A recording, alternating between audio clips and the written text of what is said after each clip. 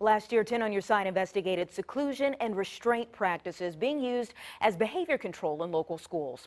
Well, parents took their concerns to state educators. Now, the Virginia Department of Education has to come up with rules and regulations on how it's used. But investigative reporter Chris Horn is here to tell us some parents may remain upset even if it's regulated. Chris? Yeah, Anita, we talked to parents and children with behavior problems about this issue.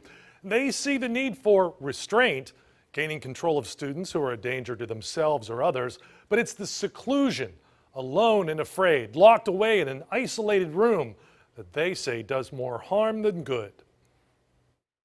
When I walked into the nurse's office, I'll never forget the look on his face. Heather Luke's son, Carson, was 10. He has autism and was in a CSEP program in Chesapeake. It uses seclusion and restraint to control unruly students.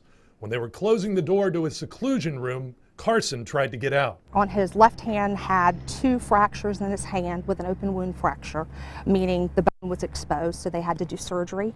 And on his right foot, there was a bone broken. Luke moved her son to an alternative school that doesn't use seclusion, although she can see the need for restraint. Luke says seclusion doesn't change behavior and only makes the problem worse. Other parents agree.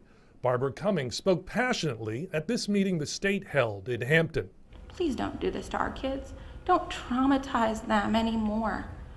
Cummings' son has never been in a seclusion room, and both mother and son want to keep it that way.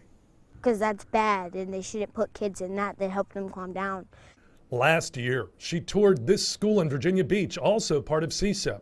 Cinder block walls, high ceilings, one light hanging from the top, no padding on the walls, nothing else in there. Her son Sean has autism. He likes to fish and build things at home. But life with Sean isn't always a day at the park. He can get violent. Because I hit and I kick. So Barbara understands why her son would need to be restrained, and so does Sean himself. But now that I know when they put me in a hold, I stop right at that. I just let them put me in a hold and I stop.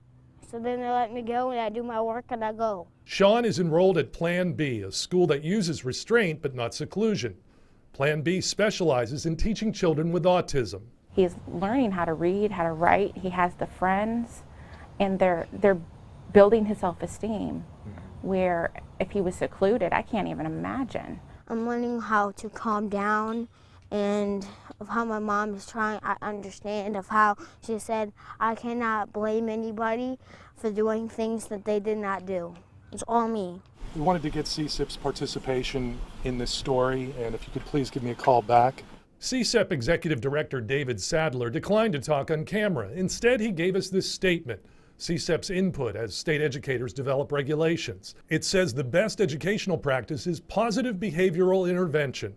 The majority of students respond well to CSEP programs, and CSEP makes every effort to prevent the need for the use of seclusion and restraint. By using a seclusion room, we're in effect ensuring that the child needs a seclusion room again. Here are the latest numbers available from the U.S. Department of Education. In the 2012-2013 school year, CSEP had 400 students across Hampton Roads. It had 1,598 seclusions, an average of 4 for each student. The state legislature has mandated regulations for seclusion and restraint. Assistant State Superintendent John Eisenberg is gathering input. I'm sure there's a lot of passion among parents. Oh, huge amount of passion, and rightly so. We've had a lot of incidents happen where children have been hurt, a lot of trauma involved. I'm going to do everything in my power that this doesn't happen to another Virginia child.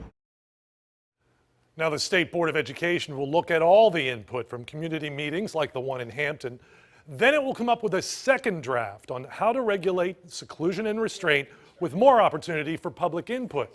Expect to see regulations in place by next year at the earliest. Chris Horn, 10 on Your Side.